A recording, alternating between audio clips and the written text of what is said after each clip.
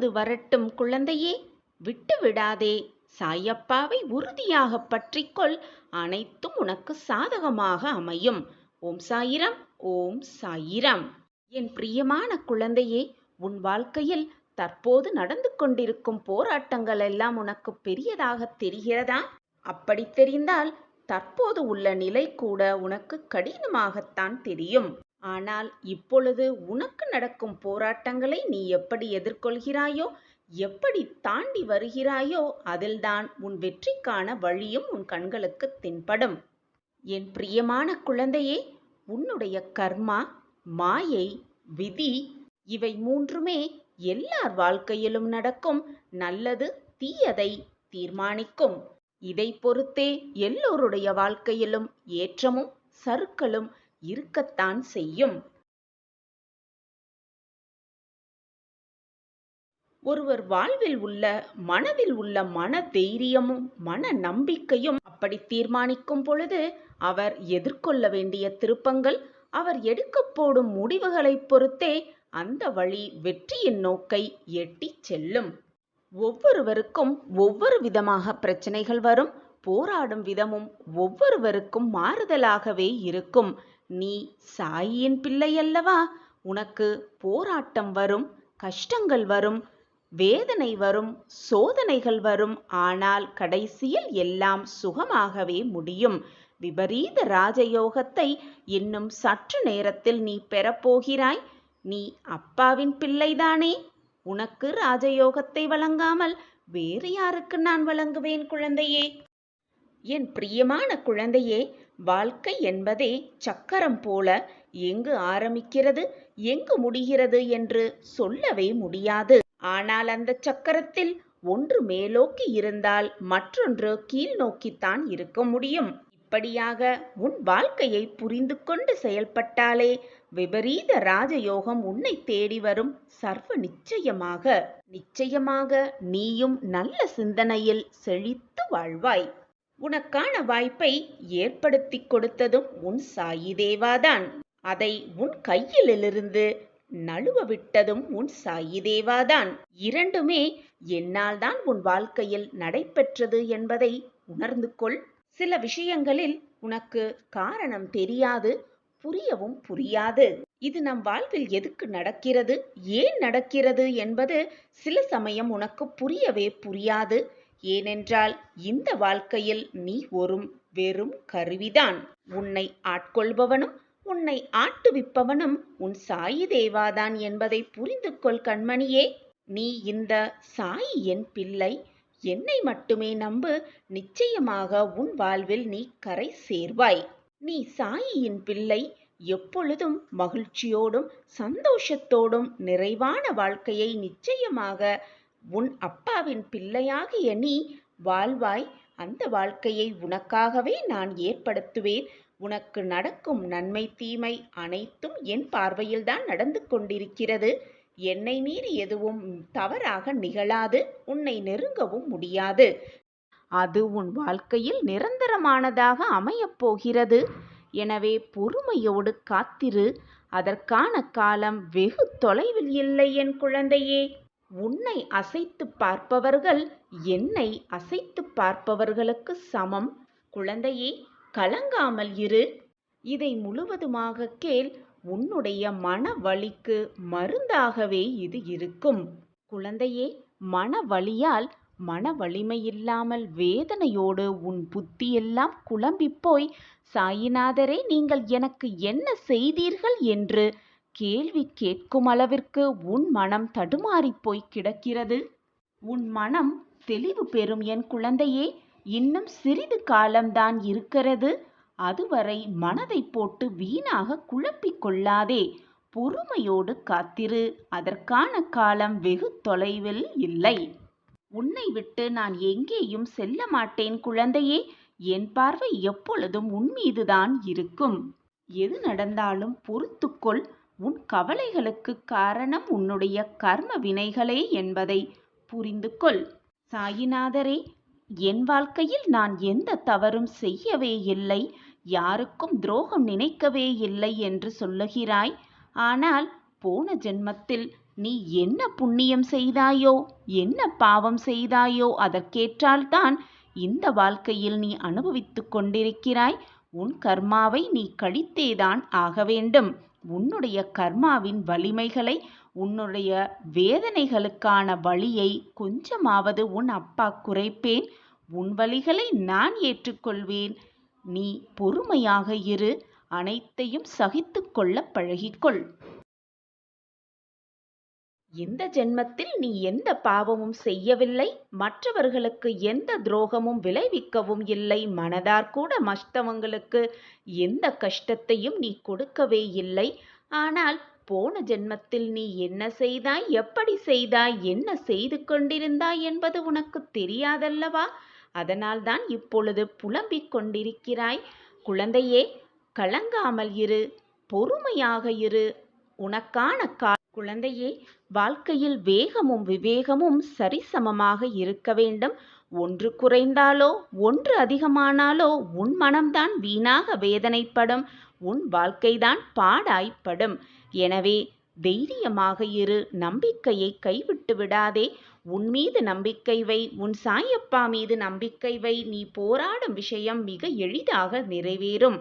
உன் வாழ்க்கையை சீர்படுத்தவும் நெறிப்படுத்தவும், உன்னை நல்ல வாழ்க்கையில் அமைத்து செல்லவும் உன் அப்பா உனக்கு உறுதுணையாக இருப்பேன் என்பதை தீர்க்கமாக நம்பு. இது உனக்கானது என்பதினால்தான் இந்த பதிவு உன் கண்களில் பட்டிருக்கிறது குழந்தையே. உனக்கு கொடுக்க வேண்டியதை கொடுக்க வேண்டும் என்று உன் சாயப்பா ஆசைப்பட்டதினாலே இந்த பதிவு உன் கண்களில் பட்டிருக்கிறது. அந்த நேரத்தை நான் உனக்காக ஏற்படுத்தி இருக்கிறேன். இதுவரை உன் வாழ்வில் இழந்துவிட்டு தவித்து கொண்டிருப்பதையும், உன் வாழ்க்கையை விட்டு விலகி சென்றதை நினைத்து வேதனைப்பட்டு கொண்டிருப்பதையும் நினைத்து நினைத்து வருத்தப்படாதே என் செல்லமே. உனக்கான நல்லது நிகழப்போகிறது. இனி உன் வாழ்வில் நடப்பது அனைத்துமே உனக்கு நல்லதாகவே இருக்கும், நிரந்தர நன்மையாகவே இருக்கும். வாழ்வில் அனைத்தும் நல்லது நடக்கும். சாயப்பா அதை நிறைவேற்றி வைப்பார் என்ற நம்பிக்கையோடு இந்த பதிவை முழுவதுமாக கேளுங்கள். உனக்கு உன் வாழ்க்கைக்கு என்ன தேவையோ அதை யோசித்து யோசித்து நான் ஏற்பாடு செய்து கொண்டிருக்கிறேன். என் பார்வை எப்பொழுதும் உன் மீதுதான் உள்ளது என் பிள்ளையே. நீ அனுபவித்து வரும் கஷ்டமும் துயரமும் உன்னை முழுவதும் வீழ்த்தி விடாதபடி இதுவரைக்கும் நான் தான் உன்னுடைய வாழ்க்கையையும் உன்னையும் பாதுகாத்து கொண்டிருக்கிறேன். இப்பொழுது உனக்கான சந்தோஷத்தையும் கொடுக்கவும் நான் தயாராகிவிட்டேன் குழந்தையே. இதுவரைக்கும் நீ வாழ்க்கையில் கஷ்டப்பட்ட சூழ்நிலைகள், சோதனைகள் அனைத்தும் மாறப்போகிறது குழந்தையே. சாயிநாதரே, நீங்கள் தினமும் சொல்லும் வார்த்தைகள் என் மனதிற்கு ஆறுதலாகத்தான் இருக்கிறது. ஆனால் என் வாழ்க்கையில் எந்த மாறுதல்களுமே இதுவரை நடக்கவே இல்லை என்று நினைத்து கொண்டிருக்கிறாயா என் தங்கமே? கவலைப்படாதே, வேதனைப்படாதே என் பிள்ளையே. உன்னுடைய நலம் விரும்பியான உன் அப்பா உனக்கு நல்லது மட்டுமே செய்வேன். இனி உன் வாழ்க்கையில் நல்லது மட்டுமே நிகழும். அதற்கு உன் சாயப்பா நானே பொறுப்பு. என்னுடைய இந்த வாக்கானது உன் மனதை தேத்துவதற்காக சொல்லும் ஆறுதல் வார்த்தைகள் அல்ல குழந்தையே. இதுதான் சத்திய வாக்கு, இதுதான் தெய்வ வாக்கும் கூட. இது நிச்சயமாக நடந்தே தீரும். ஏற்கனவே உனக்கு நான் வாக்கு கொடுத்தபடி உன்னுடைய பிரார்த்தனைகளை நான் செய்து கொடுக்க போறேன். உன்னுடைய பிரார்த்தனைக்கு நான் பதில் சொல்ல போகிறேன். நீ என் மேல் வைத்த முழு நம்பிக்கையும் உனக்கான நல்லதை நான் செய்து கொடுத்து உன்னிடம் என்னை நிரூபிக்கப் போகிறேன் குழந்தையே. இன்னும் சிறிது காலம் பொறுத்திரு குழந்தையே. உன்னுடைய வாழ்வில் இருக்கும் அனைத்து பிரச்சனைகளையும் சரி செய்து உன் வாழ்வை மிக பிரகாசமான வழிக்கு கொண்டு செல்வேன். பிரகாசமான வாழ்க்கையை நீ வாழத்தான் போகிறாய். அதிசயத்து உன் வாழ்க்கையே நீ அண்ணாந்து பார்க்கும் அளவிற்கு உன்னை வாழ்க்கையில் உயர்த்தப் போகிறேன் உன் சாயிதேவா. உன்னுடைய குடும்பம், உற்றார் உறவினர், உன் சுற்றத்தார்கள், உன்னுடைய தொழில், உன்னுடைய வாழ்வு அனைத்துமே மிக சுகமாக இருக்கப் போகிறது, வளமாக மாறப்போகிறது. நல்லதே நடக்கும் குழந்தையே. மனம் தளராமல் தைரியமாக இரு. உன் வாழ்வில் ஒரு மாற்றம் நிச்சயமாக வந்தே தீரும். பிறருக்கு உதவி செய்ய, பிறர் கஷ்டத்தில் இருக்கும் பொழுது கரம் கொடுக்க நீ தயாரானால் உன்னுடைய கரத்தை பிடிக்க இறைவன் எப்பொழுதுமே தயாராகவே இருப்பார். குழந்தையே, எப்பொழுதுமே குருவுக்கு சேவை செய்து அவருடைய பாதங்களையே நாடி இரு. அப்பொழுது உன்னுடைய அனைத்து பாவங்களும் உன்னை விட்டு விலகி மறைந்து போகும். உன் சாயப்பாவே கதி என்று இருக்கும் உன்னை நான் எப்படி தனியாக விட்டு விடுவேன்? குழந்தையே, நம்பிக்கையோடு இரு, தைரியமாக இரு. உன் வாழ்வில் ஒரு மாற்றம் வந்தே தீரும். அந்த மாற்றத்திற்கான முதல் அறிகுறியாகத்தான் இப்பொழுது உன் கண்ணில் இந்த பதிவு பட்டிருக்கிறது. நல்ல வாக்கை நீ கேட்டுக்கொண்டும் இருக்கிறாய். அதற்கான முதல் அறிகுறி என்று நினைத்துக்கொள். உன் வாழ்வில் நீ நினைப்பதற்கு மேலாகவே நல்லது நடக்கப் போகிறது. நடப்பது அனைத்தும் நல்ல விதமாகவே இருக்கப் போகிறது. குழந்தையே, சந்தோஷமாக இரு, தைரியமாக இரு. இந்த வாழ்க்கையே எனக்கு எதற்கு என்று நீ சொல்லும் அளவிற்கு உன் வாழ்வில் விரக்தியை கண்டுவிட்டாய். அந்த வாழ்க்கையில் சந்தோஷமாக, ஆனந்தமாக, நிம்மதியாக நீ வாழும் நேரமும் வரத்தான் போகிறது. அதை நீ பார்க்கத்தான் போகிறாய். ஒரு மாற்றம் நிச்சயமாக உன் வாழ்வில் வந்தே தீரும். இது சாயப்பா உனக்காகவே கொடுக்கும் சத்திய வாக்குதான். உனக்கானதை பார்த்து பார்த்து உன் சாயி தேவா தயார் செய்து கொண்டிருக்கிறேன். குழந்தையே, இன்னும் சிறிது காலத்தில் உனக்கானது உன் கையில் வந்து சேரும். அதுவரை நீ சற்று பொறுமையாகத்தான் இருக்க வேண்டும். உன் வாழ்க்கையை உன் சாயி தேவா நான் பார்த்து கொள்கிறேன். குழந்தையே, வீணாக உன் மனதை போட்டு எதற்குமே குழப்பிக் கொள்ளாதே. மாற்றம் வரும். அதுவும் அதிரடி மாற்றமாக இருக்கும். அதுவும் நிரந்தர மாற்றமாக இருக்கும் என்பதை தீர்க்கமாக நம்பு. ஒரு செயலை, ஒரு முடிவை, ஒரு வாக்கை உன் சாயப்பா சொல்கிறார் என்றால் நிச்சயமாக அது தவறுதலாக வரவே வராது. முடியும் காரியமாகத்தான் இருக்கும் உன் சாயப்பா நாவிலிருந்து வரும் வாக்கு. நீ எப்பொழுதும் நம்பிக்கையை இழக்காமல் என்னுடைய நாமஸ்மரணத்தை மட்டும் சொல்லிக்கொண்டே இரு. உனக்கான ஒரு திட்டம் நான் வைத்திருக்கிறேன். அந்த திட்டப்படிதான் இதுவரை உன் வாழ்வு மகிழ்ச்சியாக சென்று கொண்டிருந்தது. சில நேரம் சில கஷ்டங்களையும் அனுபவித்தாய். அந்த கஷ்டங்கள் உன்னை கண்ணீர் சிந்த வைக்க அல்ல குழந்தையே, உன் வாழ்க்கையை மீட்டெடுக்க, உன் வாழ்க்கையை என்ன என்று உனக்கு புரிய வைக்கத்தான் அந்த கஷ்டம் உன்னை சூழ்ந்து வந்தது என்பதை புரிந்து கொள். இனி என் திட்டப்படி உன் வாழ்வு மிக நன்றாகவே மாறும். மிக நன்றாகவே மாறி உன் வாழ்வில் சந்தோஷம் பெருகிக் கொண்டே இருக்கும். நிச்சயமாக ஒரு மாற்றம் உன் வாழ்வில் நிகழ்ந்தே தீரும். சரியான நேரத்தில், சரியான தருணத்தில் அந்த திட்டத்தை நான் உனக்காக ஏற்படுத்துவேன். திட்டத்தை எதிர்நோக்கி காத்திரு. எப்பொழுதுமே என் மீது நம்பிக்கை வை குழந்தையே. அந்த நம்பிக்கையே உன்னை உன் வாழ்வில் கரை சேர்க்கும். மிக பிரகாசமாக நான் சிலவற்றை உனக்கு தாமதமாக தருகிறேன் என்றால் அது மிக தரமானதாக இருக்கும் என்பதில் எந்த ஒரு சந்தேகமுமே வேண்டாம். ஏதாவது கிடைக்க தாமதமாகிறது என்றால் அதற்கான இரட்டிப்பு பலன்களோடு உனக்கு மகிழ்ச்சி வந்து கொண்டிருக்கிறது என்பதை தீர்க்கமாக நம்பு. நம்பிக்கையோடு இரு, தைரியமாக இரு. உன் வாழ்க்கையில் நீ ஏற்படுத்தப் போகும் அனைத்து சிக்கல்களிலிருந்தும் வெளிப்படப் போகிறாய். உனக்கான மகிழ்ச்சி உனக்காகவே காத்து கொண்டிருக்கிறது. உனக்கு என்று எழுதப்பட்டது நிச்சயமாக உன்னை விட்டு வேறு யாருக்கும் செல்லாது குழந்தையே. இது உன் சாயப்பாவின் சத்திய வாக்கேதான். என் வாக்கு என்றாவது பொய்த்ததுண்டா? என்னை நம்பியவர்களை நான் விட்டு கொடுத்ததும் இல்லை. எப்பொழுதும் அவர்களை விட்டு விலகி சென்றதும் இல்லை. நான் இருக்கிறேன் குழந்தையே, எதற்குமே அஞ்சாதே. இந்த உலகத்தில் இருக்கும் அனைத்து ஜீவராசிகளின் மேல் அன்பு செலுத்து. எப்பொழுதும் மற்றவர்களை காயப்படுத்தும்படி பேச நினைக்காதே. எப்பொழுதும் மற்றவர்களுக்கு உன்னால் முடிந்த உதவிகளை செய்து கொண்டே இரு. தேவை என்று வருபவர்களுக்கு உன்னால் முடிந்த உதவிகளை செய். அப்படி நீ உதவி செய்யும் பொழுது அவர்கள் சந்தோஷப்படும் அந்த ஒரு நிமிடமே போதும். உன் வாழ்க்கையில் நீ மிக பிரம்மாண்டத்தை சர்வ நிச்சயமாக காண்பாய். மற்றவர்கள் மனம் குளிர்ந்து அந்த ஒரு நிமிடம் உன்னை வாயார வாழ்த்தும் பொழுது உன் வாழ்க்கையே மிக பிரகாசம் அடையும். மற்றவர்கள் மனம் நிம்மதி அடைந்து சந்தோஷமாக ஒரு பார்வையை உன்மேல் பார்க்கும் பொழுது உன் வாழ்க்கையே பிரமிப்பாகவே இருக்கும். மிகப்பெரிய சந்தோஷம் உன் வாழ்வில் பிரகாசமாகவே வரும். ஒரு விதையானது மண்ணுக்கு அடியில் சென்றவுடன் அது எப்படி இருக்கிறது என்பதை வெளியில் காட்டிக்கொள்ளாது. அது கொஞ்சம் கொஞ்சமாக வளர்ந்து மேலே வரும் பொழுது, அது ஒரு மரமாகும் பொழுது, விருட்சமாகும் பொழுது, அதனுடைய அஸ்திவாரத்தை அது பலமாக போட்டுவிட்டபடியால் எந்த பிரச்சனை வந்தாலும் அதை சுலபமாக தாங்கும் தைரியமும் நம்பிக்கையும் அந்த விதைக்கு வந்துவிடுகிறது.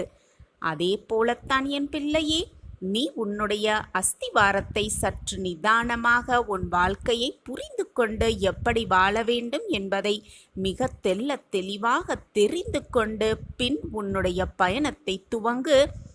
எடுத்த எடுப்பிலேயே உன் பயணத்தை நீ எடுத்து வைக்க அடியை எடுத்து வைத்து விட்டால் பின் என்னாகும்? தடங்கல்கள் வரும் பொழுது மனம் துவண்டு அப்படியே உட்கார்ந்து விடுவாய். எனவே எதை செய்வதற்கு முன்பாகவும் பல தடவை யோசித்து செய்து பழகு.